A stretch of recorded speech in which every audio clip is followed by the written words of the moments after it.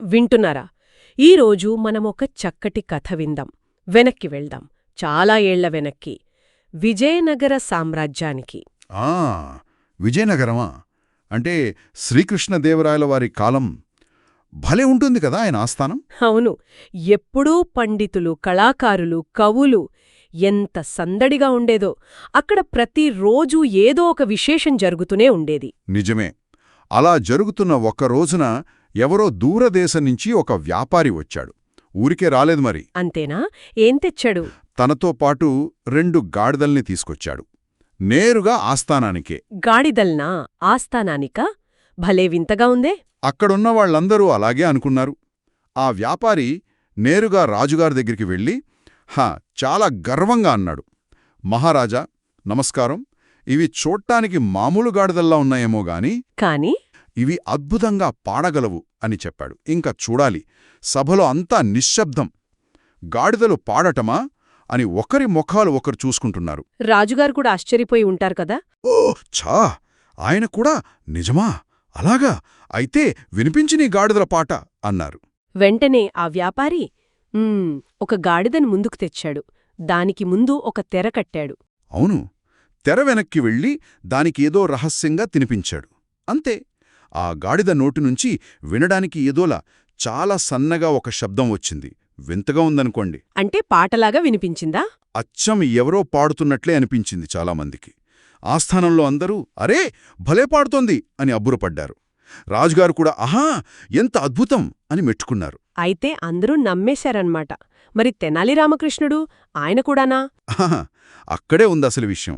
అందరూ ఆశ్చర్యపోతుంటే మన తెనాలి రామకృష్ణుడు మాత్రం ఏమీ మాట్లాడకుండా చాలా ఆలోచనగా ఆ వ్యాపారిని, ఆ గాడిదలను చూస్తున్నాడు. ఆయన ముఖంలో ఏదో అనుమానం. మరి ఊరుకుంటాడా తెనాలి? ఏం చేశాడు? కొద్దిసేపు ఆగి నెమ్మదిగా రాజుగారి దగ్గరికి వెళ్ళాడు. మహారాజా, ఒక్క నిమిషం.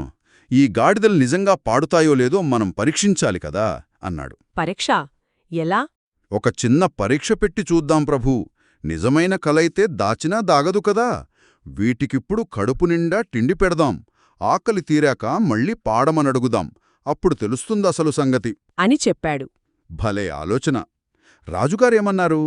రాజుగారు నవ్వి, బాగుంది రామకృష్ణ, నీ ఆలోచన, అలాగే కానిద్దాం అన్నారు. వెంటనే తెనాలి చెప్పినట్లు సేవకులు వచ్చారు.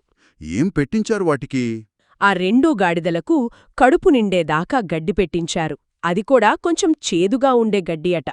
నీళ్లు కూడా బాగా తాగించారు. ఇంకేముంది, పాపం ఆ గాడిదలు కడుపుబ్బరంతో కాస్త ఇబ్బంది పడ్డాయి. సరే, తరువాత రోజు మళ్ళీ సభ.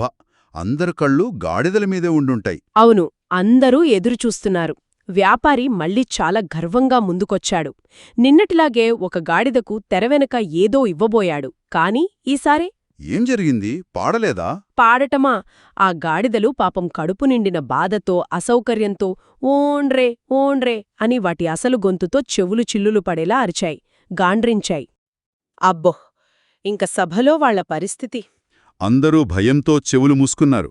వ్యాపారి ముఖం మాత్రం సిగ్గుతో చిన్నబోయింది, పాలిపోయింది పాపం. అప్పుడు తెనాలి రంగంలోకి దిగుంటాడు. కరెక్ట్. తెనాలి రామకృష్ణుడు నవ్వుతో రాజుగారి వైపు తిరిగి, చూశారా మహారాజా, ఇది ఇతగాడి మోసం. పాపం మా జీవాలను ఆకలితో మార్చాడు.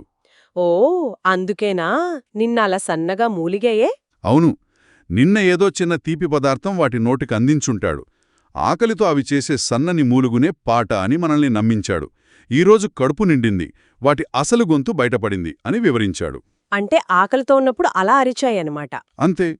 నిజమైన ప్రతిభ మోసంతో రాదు మహారాజా, అది ఎప్పుడూ నిజాయితీగానే ఉంటుంది అని ముగించాడు తెనాలి. రాజుగారు ఇంక తెనాలి తెలివికి ఫిదా అయిపోయి ఉంటారు. చాలా మురిసిపోయారు. శభాష్ రామకృష్ణ, నీ తెలివి, నీ సమయస్ఫూర్తి అమోఘం అని మెచ్చుకుని బోల్డు విలువైన బహుమతులు ఇచ్చారు. మరి ఆ మోసగాడు, ఆ వ్యాపారి? ఇంకేం చేస్తాడు? సిగ్గుతో తలదించుకుని తన గాడిదలను తీసుకుని మారు మాట్లాడకుండా అక్కడ్నుంచి మెల్లగా జారుకున్నాడు. తెనాలి రామకృష్ణుడి చాతుర్యం మళ్ళీ అందరికీ తెలిసింది. అవును. అంటే ఈ కథ వల్ల మనం నేర్చుకోవాల్సిందేంటంటే, ఏదైనా పైకి కనిపించినంత మాత్రాన లేదంటే వినపడినంత మాత్రాన వెంటనే నమ్మేయకూడదు. నిజమే. దాని వెనుక అసలు విషయమేంటో కొంచెం ఆలోచించాలి కదా. ఖచ్చితంగా. ఆ నిజాన్ని తెలుసుకోవడానికి ప్రయత్నించడం చాలా ముఖ్యం. కాస్త ఆలోచించండి.